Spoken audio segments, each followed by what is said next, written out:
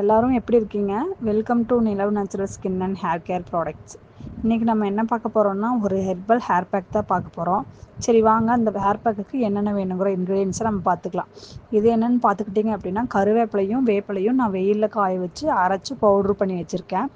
இது வெந்தயம், flax seed, கருஞ்சீரகம், இது மருதாணி இலை, அப்புறம் சின்ன வெங்காயம், அப்புறம் இது கரிசலாங்கண்ணி இலை, செம்பருத்தி இலை, செம்பருத்தி பூ இதெல்லாம் எடுத்திருக்கேன். வெந்தயம் கிட்டத்தட்ட வெந்தயமும் ஃப்ளாக்ஸ் சீடும் கருஞ்சீரகத்தையும் கிட்டத்தட்ட ஒரு 8 மணி நேரத்துக்கு பக்கமாக ஊற வச்சு எடுத்திருக்கேன். சரி வாங்க, இது எல்லாத்தையுமே அரைச்சி ஒரு பேஸ்ட் கன்சிஸ்டன்சிக்கு எடுத்துக்கலாம். இப்போ அரைச்சிட்டு வந்தாச்சு. அந்த பேஸ்ட் எப்படி இருக்குன்னு பார்த்துக்கோங்க. இந்த அளவுக்கு நீங்கள் மைல்டாக அரைச்சிக்கோங்க.